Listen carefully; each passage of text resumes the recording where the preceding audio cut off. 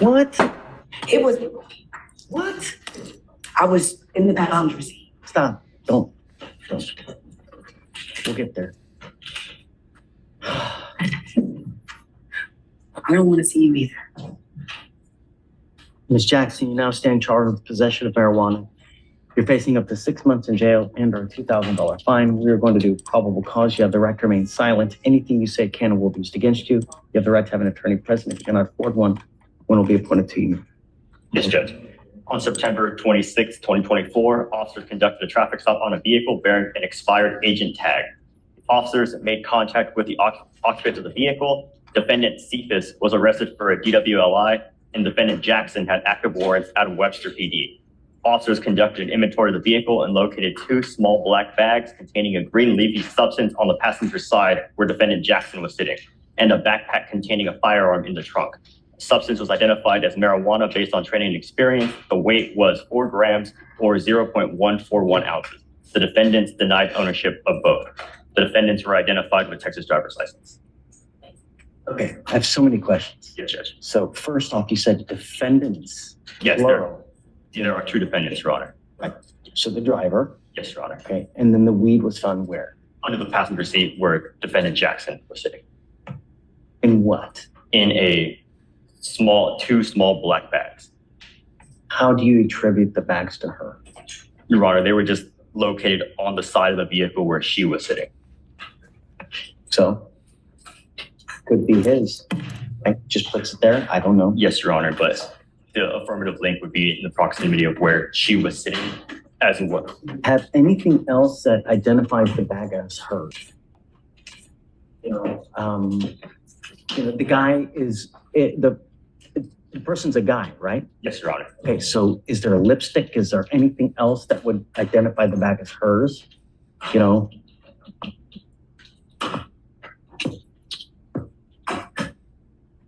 Your Honor. All we have is that it was located on the passenger side glove box, just those 2 small black bags. Glove box. Yes, Your Honor. Absolutely. It was in the glove box. Stop it. Are you losing?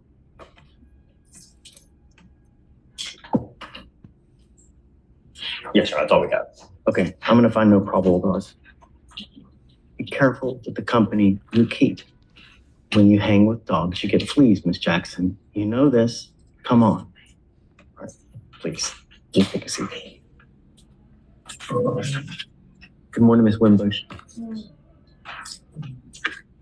Ma'am, you are charged with interference with the duties of a public servant. You're facing up to 6 months in jail and or a $2,000 fine. We are going to do probable cause. You have the right to remain silent. Anything you say can or will be used against you.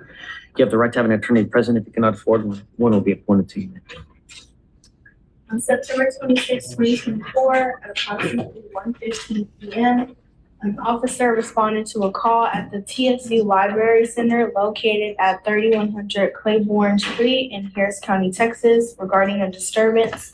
The officer made contact with the individual causing the disturbance, and the defendant approached asking officers what's going on and what did she do. The officers repeatedly asked the defendant to step back, and she became belligerent, asserting that they were at her store. She eventually complied and moved away, but she insisted that a police supervisor be called to the scene. TSU Sergeant Barnett arrived and spoke privately with the defendant. Afterwards, responding officer requested the defendant's information to report her behavior to her supervisor in the university. The defendant refused to provide it and attempted to bypass the officer. When the officer asked her to identify herself again, the defendant declined and attempted to walk away. As the officer tried to detain her, she began to throw herself on the ground and yell, escalating the disturbance. Several officers issued verbal commands for her to comply. The defendant continued to resist, jumping around and asserting her rights. The officer attempted to escort her outside. The defendant then wrapped her arms and legs around a pole, continuing to yell. The officers physically pried her from the pole and detained her. The defendant used her body weight to resist and push against the officers. The defendant was then placed in the back of the patrol car without incident. What was she doing wrong? So it appears she wasn't the initial person causing the disturbance, but when they came to respond to the disturbance that they were called for, she intervened And once they asked her to remove herself from the situation, she You didn't say, when you initially started saying about everything, you didn't say that she was the initial cause of the disturbance, that there was a call for a disturbance. They get out there and she, I guess.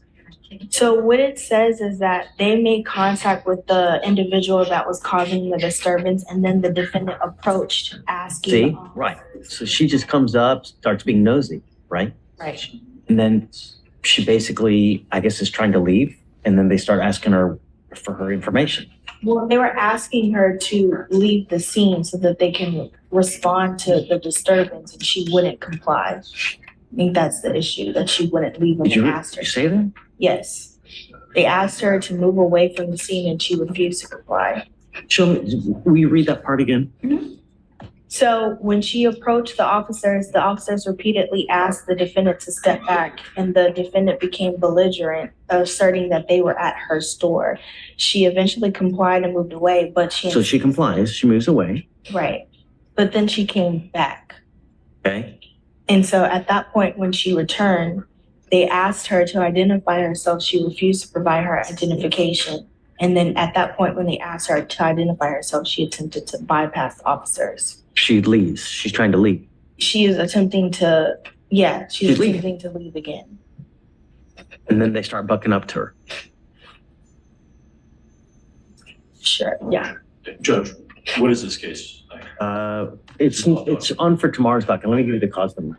251-1137.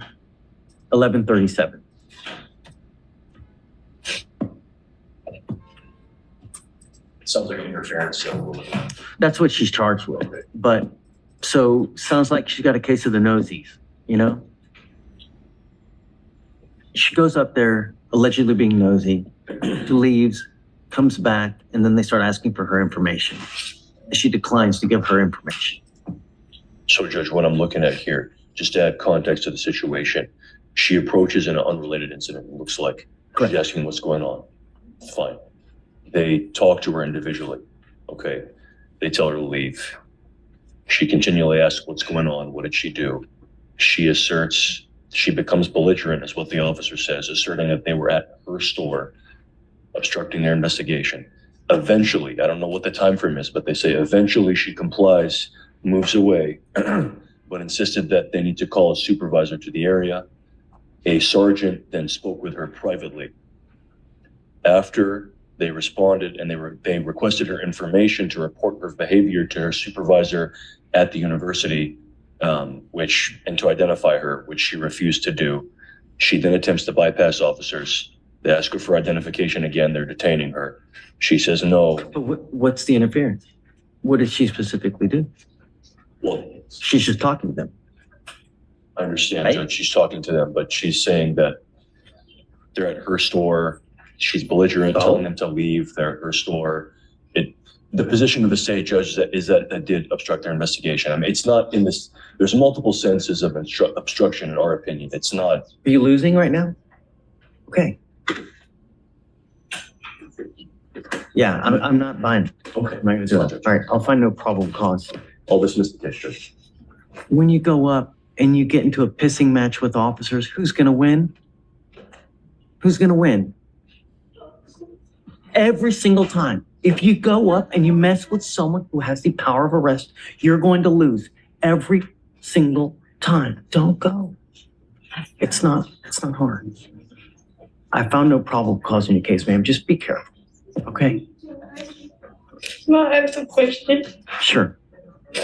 If I want to press charges, or Don't. You know what? Let sleeping dogs lie. Don't. they assaulted me, though. They knocked out my tooth. They chipped my tooth. I got bruises on me. And you can always go file a complaint with Internal Affairs. That's what I'm asking. Whatever. How could I do that? I don't know the protocols. So, what agency was this? Is this? Did you say it was at a college or? Yes. Okay. So you go to the Texas Southern University Police. You go to Internal Affairs, and you can file a complaint that way. Okay, I would take everything that you have, and that's how you do it. Okay, but just be careful. And I can't even go back to my job because they're trying to ban me. I don't know. I mean, did they issue some kind of trespass warning? No, sir. If there's a trespass warning, be careful. I don't.